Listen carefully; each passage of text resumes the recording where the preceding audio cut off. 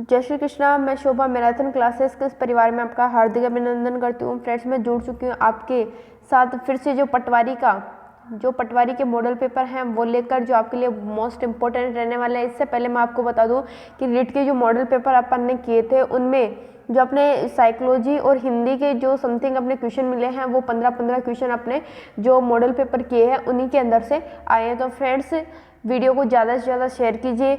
हर video आप देखें तो आपके लिए बहुत ही बेटर होगा और अपने सभी साथियों को शेयर करें। फ्रेंड्स, स्टार्ट करते हैं आज का अपना टॉपिक।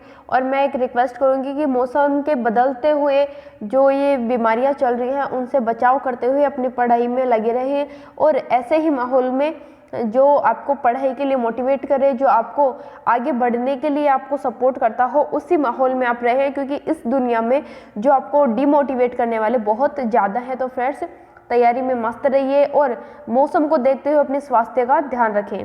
स्टार्ट करते हैं आज का अपना मॉडल पेपर का फर्स्ट जो क्वेश्चन है। राजस्थान के अंतर्राष्ट्रीय और अंतर्राज्यीय जिले पूछ रहे अपने को। तो अंतर्राष्ट्रीय और यानी जो दोनों राज्य यानी अंतर्राष्ट्रीय सीमा और अंतर्राज्यीय सीमा दोनों सीमा बनाते हैं वो जिले कौन से हैं। तो मैं सिर्फ यहाँ पर आपको डायरेक्ट आंसर बताऊंगी, क्योंकि आपका भी टाइम बहुत ज़्यादा इंपॉर्टेंट है इस टाइम। तो सीधा आपको जो है जो आपको ये बताना चाहूँगी, तो गंगानगर और बाड़मेर, ए ऑप्शन आपका राइट आंसर रहेगा। इसके साथ मैंने PDF के तौर पर इसको तैयार किया है, जो इनके नीचे इनके आंसर दिए हुए हैं, तो आप उनको देख लीजिए। नेक्स्ट आपका क्वेश्चन है, चंद्रावती किस जिले का प्राचीन नाम है। तो चंद्रावती अपने जो है प्राचीन नाम पूछ रहा है, कौन से जिले का है। तो ये कौन से जिले का रहेगा, ये सिरोही का नाम है चंद्रावती। आगे आ रहा है क्वेश्चन, जैसलमेर की धरती को किस उपनाम से जाना जाता है। जैसलमेर की जो है उस धरती है उसको किस नाम से जाना जाता है। तो राजस्थान का जो अंडमान निकोबार, जो राजस्थान का अंडमान निकोबार है, ये उसको कहा जाता है।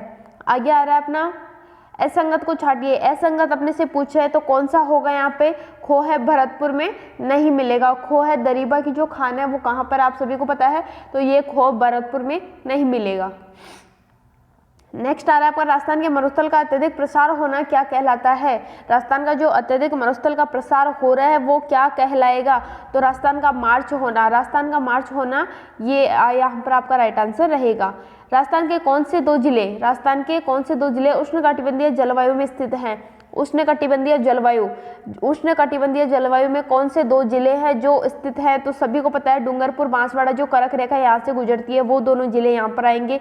आगे आ रहा है, चंबल नदी राजस्थान के किस जिले जो किस स्थान से निकास करती है। राजस्थान की जो चंबल नदी है वो कौन से स्थान से यानी निकलती है।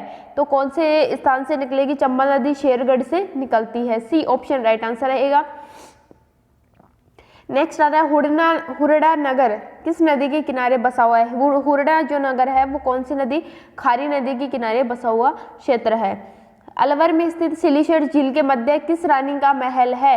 तो कौन सी रानी है जिसका महल अलवर के जो सिलीशेड झील है वो वहां पर बना हुआ है। तो सभी को पता है शीला रानी का जो महल है वो जो है सिलीशेड झील में बना हुआ है। होहोबा राजस्थान के किस क्षेत्र में सर्वाधिक होता है।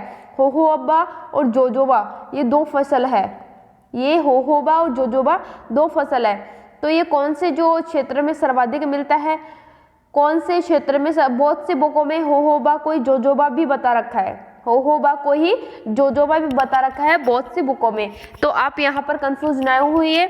अगर आपसे डायरेक्ट आंसर पूछेगा तो ये कौन से क्षेत्र में सर्वाधिक पाया जाता है तो यही पूछेगा। तो ये कहाँ से मिलता है, ये फतेहपुर सीकरी जो आपका क्षेत्र है वहां पर सर्वाधिक मिलता है। रामदेव ने गोधन का नाश करने के लिए किस राक्षस का वध किया था। मोस्ट इंपोर्टेंट क्वेश्चन है, कौन से राक्षस का वध किया था। तो आप सभी को पता होना चाहिए कौन से राक्षस का वध किया था। तो राक्षस भैरव का इन्होंने वध किया था। निम्न में से किसे गाय पूजनी द्वादशी कहा जाता है। अब यहाँ से आपका एक क्वेश्चन जरूर बनेगा। आपका जो ये है जो अपने हिंदी माह है वहाँ से आपका जो अपने जो तिथियां हैं वहाँ से त्योहारों का इनका एक क्वेश्चन जरूर बनेगा, आप इनको जरूर देख के जाइए। और एक जो आपके मेले हैं, मेले त्योहार, इनमें से आपके लगभग 2 क्वेश्चन आएंगे, तो आप यहाँ से इनको जरूर देख के जाइएगा। निम्न में से गाय पूजनी द्वादशी किसको कहा जाता है, तो किसको कहा जाएगा, भाद्रपद में जो कृष्ण पक्ष के द्वादशी है, यानी अपन जिसको बोलते हैं बाहर है, जो द्वादशी यानी 12 से जो जिसको अपन बोल सकते हैं, वो यहाँ पर राइट आंसर रहेगा, यानी ए ऑप्शन आपका राइट आंसर रहेगा। कलीला दमना किस शैली से संबंधित है, कलीला दमना किस शैली से संबंधित माना जाता है, तो ये कौन सी मेवाड़ शैली से संबंधित माना जाता है। मेवाड़ के पितृहंता शासक कौन माने जाते हैं, तो किसको जो है उसको कहा जाता है, तो ये उदा को कहा जाता है। किसको कहा जाता है, उदा को ये कहा जाता है। बीकानेर में स्थित कोडमदेश्वर तालाब का निर्माण किस राजा की पत्नी ने करवाया था, कोडमदेश्वर तालाब का निर्माण कौन सी राजा की पत्नी ने करवाया था, तो आप सभी को पता होना चाहिए, जो रणमल की पत्नी थी, रणमल की जो पत्नी थी उन्होंने कोडमदेश्वर तालाब का निर्माण करवाया था। सैडल पीक किस द्वीप में स्थित है, सैडल पीक कौन से द्वीप में स्थित है, तो सैडल पीक कहाँ स्थित होगा, सभी को पता है, जो उत्तरी अंडमान द्वीप है, जिसको 10 डिग्री चैनल अंडमान निकोबार को अलग करता है, और जो उत्तरी अंडमान का जो द्वीप है उसमें ये सैडल पीक स्थित है। अगला आ रहा है आपका, निम्न में से ब्राक घाटी की प्रमुख फसल कौन सी है, ब्राक घाटी है उसकी प्रमुख फसल कौन सी मानी जाती है, तो जूट है जो ब्राक घाटी की प्रमुख फसल मानी जाती है, ए ऑप्शन राइट आंसर रहेगा। क्षेत्रफल की दृष्टि से निम्न में से कौन सा राज्य सबसे छोटा माना जाता है, यानी सबसे छोटा राज्य कौन सा रहेगा, जो भी किसकी दृष्टि से, क्षेत्रफल की दृष्टि से अपने से पूछा है, तो तमिलनाडु जो आपका है वो सबसे छोटा राज्य माना जाएगा क्षेत्रफल की दृष्टि से। नंदा देवी शिखर स्थित है, नंदा देवी जो क्षेत्र है वो कहाँ स्थित है, ये कौन से है, कुमायूं जो हिमालय है अपना वहां पर स्थित होगा, बी ऑप्शन राइट आंसर रहेगा। निम्न में से किस झील में नमक आएगा, यहाँ पे नमक अधिक उत्पादन होता है, तो कौन सी झील है जिसमें सबसे ज्यादा नमक उत्पादन होता है, तो सभी को पता है ये अपनी सांबर झील है, डी ऑप्शन राइट आंसर रहेगा। अर्थ के आधार पर संज्ञा के कितने भेद होते हैं, अब अर्थ के आधार पर संज्ञा के भेद पूछ रहा है, तो अर्थ के आधार पर कितने भेद होते हैं, 5, कौन से होते हैं, 5 भेद होते हैं। आगे आ रहा है आपका, बादल का तत्सम रूप क्या होगा, बादल का तत्सम रूप पूछ रहा है, तो बादल का तत्सम रूप क्या होगा, वारिद, यानी अपने तत्सम रूप वो होते हैं कि जो पहले संस्कृत में यूज हुआ करते थे और आज उनका हिंदी में थोड़ा काट छाट के उनको अलग बना दिया है, तो संस्कृत में वारिद ही इसका जो है सही होगा। निम्न में से कौन सा युग्म गलत है, निम्न में से गलत युग्म आपसे पूछ रहा है, धनुष का पूछ रहा है, धनु, सरासन, कमान, चाप, नदी, सरिता, वाहिनी, तरंगिनी, निशा, रात, रात्रि, रजनी, निशा, नाश और विनाश, अवसान या शपा। अब इसमें असंगत पूछ रहा है, यानी अपने को गलत पूछ रहा है, तो गलत इसमें से कौन सा होगा, नाश, ये होगा आपका डी ऑप्शन राइट आंसर रहेगा। क्यों, क्योंकि ये जो पर्यायवाची है वो सही नहीं बैठ रहे, ये जो है नाश, विनाश, अवसान, शपा, ये आपकी जो है ये गलत है यहाँ पे। आगे आ रहा है आपका, बहुत कम बरसात होने के लिए वाक्यांश के लिए एक शब्द कौन सा होगा, तो कौन सा होगा जिसमें वाक्यांश के लिए एक शब्द माना जाएगा जिसमें बहुत कम बरसात होती हो, ऐसा क्षेत्र जहां पर बहुत कम बरसात होती हो उस क्षेत्र में वर्षा को क्या कहा जाएगा, तो इसको क्या कहा जाता है, कम वृष्टि भी कहा जाता है, अल्प वृष्टि भी कहा जाता है, ऑप्शन के अकॉर्डिंग आपको देखना है, अतिवृष्टि जिसमें सर्वाधिक वर्षा होती है, अनावृष्टि जहां पर वर्षा बिल्कुल भी नहीं होती, और बहुत कम बरसात। अगर आपको ये कम वृष्टि ना देकर अनावृष्टि ऑप्शन में दे दिया जाए तो ये भी आपका राइट आंसर रहेगा। अब तुम्हारा स्वास्थ्य कैसा है, अब तुम्हारा स्वास्थ्य कैसा है, यह है किस प्रकार का वाक्य है, अपने वाक्य पूछ रहा है, तो आप सभी को पता होना चाहिए वाक्य, तो वाक्य में क्या देखना पड़ता है अपने को कि सबसे पहले प्रश्नवाचक वाक्य में आगे क्वेश्चन मार्क होना चाहिए, सही है। इच्छावाचक वाक्य में कि अपने किसी के प्रति अपनी इच्छा व्यक्त कर रहे हैं, विस्मय बौद्धिक जिसमें हर्ष, शोक, विस्मय आदि का भाव होता है वो होता है, और विधानवाचक यानी जो पहले से रीति चलती आ रही है वो आपका यहाँ पे रहेगा। तो अब तुम्हारा स्वास्थ्य कैसा है, आगे क्या आ रहा है, क्वेश्चन मार्क आ रहा है, तो आपका कौन सा हो जाएगा, जो प्रश्नवाचक वाक्य ये माना जाएगा। शुद्ध वाक्य का चयन कीजिए, अब शुद्ध वाक्य आपसे पूछ रहा है, वह तो एक विद्वान महिला है, तो विद्वान नहीं होती महिला, क्या होती है, विदुषी होती है। वह एक महिला विद्वान थी, ये भी नहीं होगा। वह एक विदुषी महिला थी और वह विदुषी महिला थी वह, तो ये तो नहीं होगा क्योंकि इसमें से जो सीक्वेंस है वो नहीं बैठ रहा। तो यहाँ पे आपका सी ऑप्शन राइट आंसर रहेगा। सी ऑप्शन आपका राइट आंसर रहेगा। ईश्वर की माया कहीं धूप कहीं छाया मुहावरे का सार्थक अर्थ पूछ रहे हैं। तो ईश्वर की माया कहीं धूप कहीं छाया, तो ये आपका जो सार्थक अर्थ क्या निकलेगा इसका कि भाग्य की विचित्रता, भाग्य की साम्यता, ईश्वर की इच्छा या ईश्वरीय चमत्कार। इसमें क्या आपका सही होगा? तो भाग्य की विचित्रता, यानी भाग्य हमेशा एक नहीं होता, कभी जो है कभी अच्छा होता है तो कभी बुरा भी होता है। तो ये यानी कहीं धूप कहीं छाया, कहाँ पर धूप है कहीं पर छाया है, कहीं पर अपन आगे बढ़ रहे हैं तो कहीं पर अपन उसी जंजाल में फंसते हुए जा रहे हैं। तो ये आपका ए ऑप्शन राइट आंसर रहेगा। यहाँ पे ए ऑप्शन आपका राइट आंसर रहेगा। ठंडा लोहा गर्म लोहे को काट देता है, लोकोक्ति का सही अर्थ क्या होगा? शांति पर क्रोध की विजय होती है, क्रोध पर शांति की विजय होती है, धैर्य उतावलेपन की विजय होती है, झूठ पर सत्य की विजय होती है।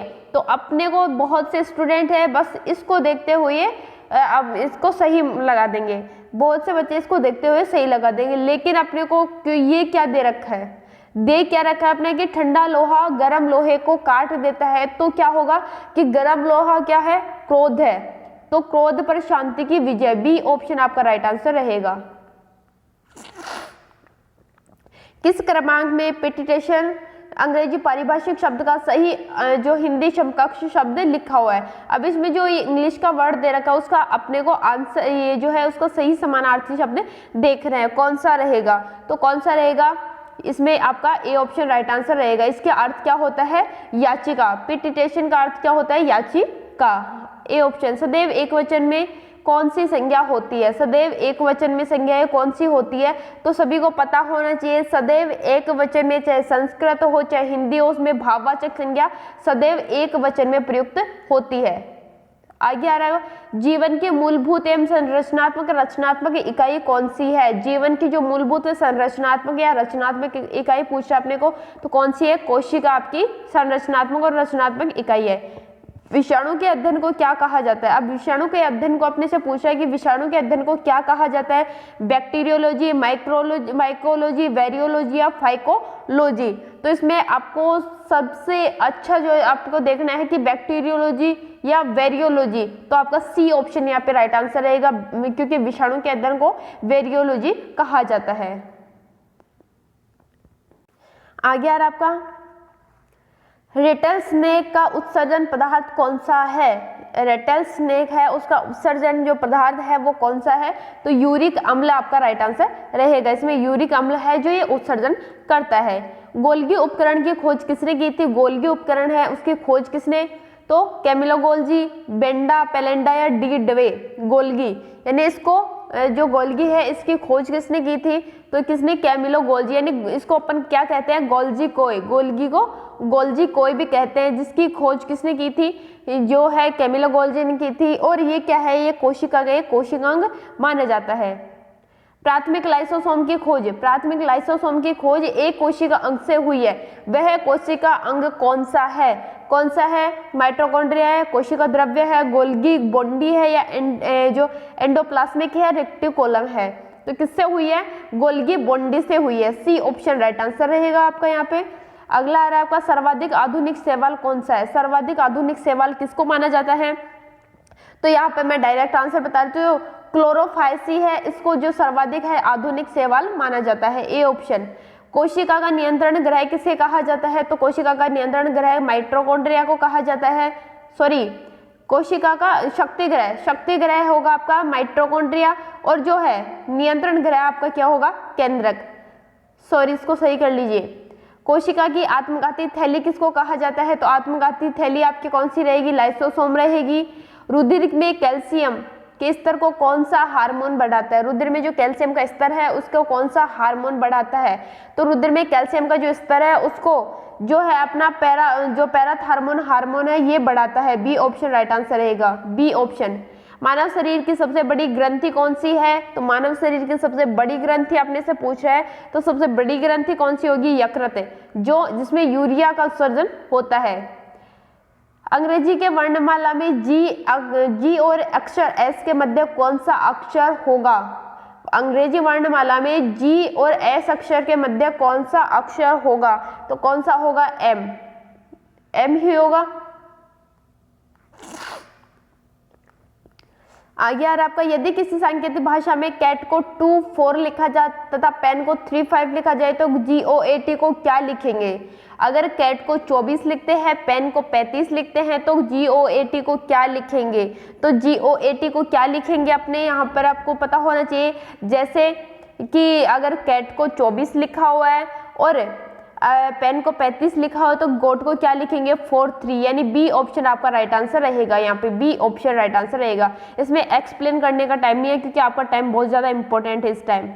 आगे आपका दे रखे है सीरीज दे रखी है जो 4:43, 7 अनुपात 50, समानुपात 17 और अनुपात क्वेश्चन मार्क दे रखा है। तो यहाँ पर कौन सा आएगा? यानी अपना ये क्वेश्चन नंबर है 43, उसमें जो है 7:50, समानुपात 17 अनुपात जो क्वेश्चन मार्क दे रखा है उसमें कौन सी संख्या आएगी? तो यहाँ पर अपने को पता होना चाहिए कौन सी संख्या आएगी। 290 यानी 290 जो आपका यहाँ पे राइट आंसर रहेगा। जो है TALE को LATE समानुपात, यानी इसको ये लिखते हैं तो कैफ को क्या लिखेंगे? यानी ये क्वेश्चन मार्क की जगह है जिसको अपन ये लिखते हैं। तो यहाँ पर कौन सा आएगा? जैसे अभी सभी को पता है कि अगर जो TALE को अपन LATE लिखते हैं तो इसको ये जो लिखा हुआ है इसको अपन किस में चेंज कर सकते हैं कि जो इसको चेंज करने पे आए। तो यहाँ पर कौन सा होगा?